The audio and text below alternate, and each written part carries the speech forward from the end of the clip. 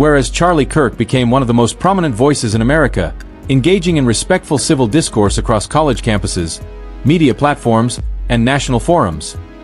The words echoed across the chamber like a proclamation carved in stone. Republicans sat tall, their voices unified, their eyes scanning the room for compliance. On paper, it looked like a solemn tribute. In reality, it was a stage-managed performance, a trap baited with grief and patriotism. The cameras panned from the text to the audience, catching murmurs rippling through the chamber. Members nodded politely, some out of respect, others out of calculation. Everyone knew what this resolution was meant to do: box Democrats into a corner, force them to nod along to words that went far beyond mourning a tragedy. And then the lens found Jasmine Crockett. No applause, no polite smile, just a steady, unflinching gaze that cut through the script. She knew exactly what was happening. This wasn't just remembrance, it was political theater, weaponized to rewrite a legacy and test her silence. The room buzzed with expectation, waiting for her response. But the lines they'd written were more than praise. They were a test. And Crockett wasn't going to play along. In Congress, symbolic resolutions are nothing new.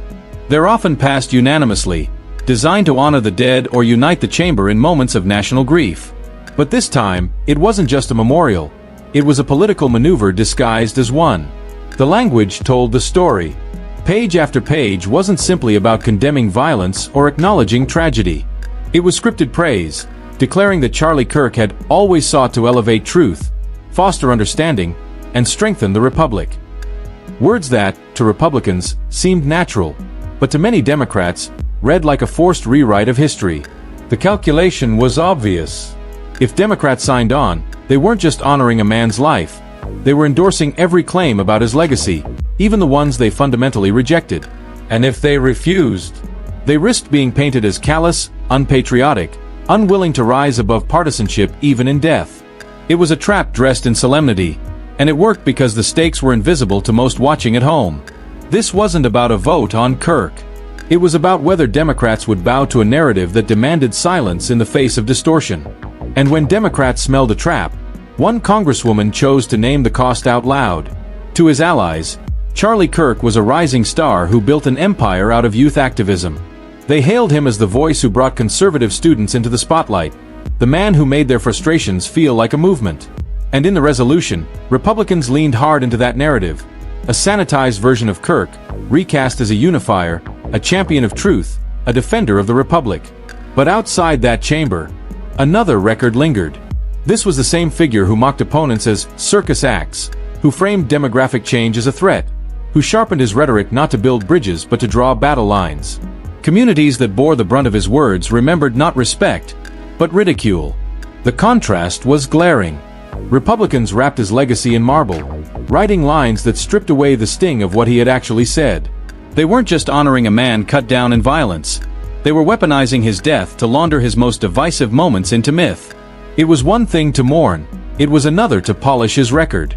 Crockett had already made her choice. Jasmine Crockett's path to Congress wasn't carved out of privilege. It was fought for, step by step, in courtrooms where she defended the poor, the overlooked, the people who rarely had anyone in their corner. Before the bright lights of Washington, she spent nights drafting motions for clients who couldn't pay, standing beside families targeted by unfair laws, giving her voice to those who had been silenced. That fight shaped her moral compass. She wasn't interested in empty ceremonies or hollow praise. She knew what real justice looked like, and she knew how easily power could disguise cruelty as tradition. So when Republicans drafted a resolution dripping with tributes, she didn't see honor. She saw a trap, designed to whitewash the harm Kirk had done while daring Democrats to play along. She hadn't forgotten the insults either. She remembered being dismissed as a circus act. She remembered rhetoric that painted her very existence as part of a replacement. Those words weren't abstract. They carried threats, intimidation, and the heavy reminder that some wanted her erased. She'd been underestimated before. Tonight, that underestimated resolve was about to become decisive. The chamber was thick with performance. Republican voices rose in solemn cadence, reciting the resolution's glossy lines. Whereas Charlie Kirk became one of the most prominent voices in America, elevating truth and strengthening the republic. Cameras panned across the floor, catching nods of approval from one side and tight jaws from the other. Some Democrats stared at their desks, unwilling to make eye contact. Then, Jasmine Crockett stood. Her voice was calm, steady, but it carried. "Honoring a life," she began, "is not the same as erasing the harm of that life." A ripple of gasps broke the stillness. On the GOP side, whispers turned into scoffs. One member tried to cut her off, calling her words out of order. She did not flinch. Viewers at home caught the tension live. Twitter lit up in real time. #Crockett claps back spiking as clips hit the feed. Commentators rushed to frame her as combative, disruptive, disrespectful. But she pressed on, refusing to bow. "For some of us, this resolution asks us to deny what we've lived through," she said, eyes locked on the text. The room buzzed. And then, she named the phrase that made silence impossible. Crockett didn't raise her voice. She didn't need to. With a chamber hanging on her every word, she read from the record itself. "Charlie Kirk once called me a circus act. He once said I represented the so-called replacement of white people in this country." Her pause was deliberate, her tone unshaken. "And now I'm asked to sign my name beneath a claim that his words always fostered respect, tolerance, and understanding." A hush swept the floor. Even those ready to jeer found no opening. The phrases she invoked carried their own weight, undeniable, written into the nation's memory. She steadied herself, lifting her eyes across the aisle. To honor a life is not to erase the truth of it. And truth is what this institution is supposed to stand for. The cameras cut from shocked lawmakers to the gallery, where murmurs swelled. On social media, her words detonated instantly. Not to erase the truth of it became a rallying cry across feeds, captions, and live streams. Hashtags multiplied, clips replayed. For a long second, the chamber was silent, the resolution itself overshadowed. But the chamber wasn't the only place that roared. The country started to choose sides. The sparks from that single exchange spread like wildfire. Within hours, hashtags like #TruthOverTribute and #Crockett said it surged to the top of trending lists. Grassroots voices flooded timelines, praising her courage to speak where silence was easier. Op-eds followed, arguing that remembrance without honesty is not honor but erasure. Even commentators who rarely agreed with her admitted, this was a turning point.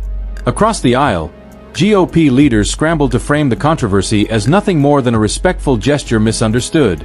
Yet their spin could not outpace the clips replayed millions of times, where Crockett's steady words cut through the noise.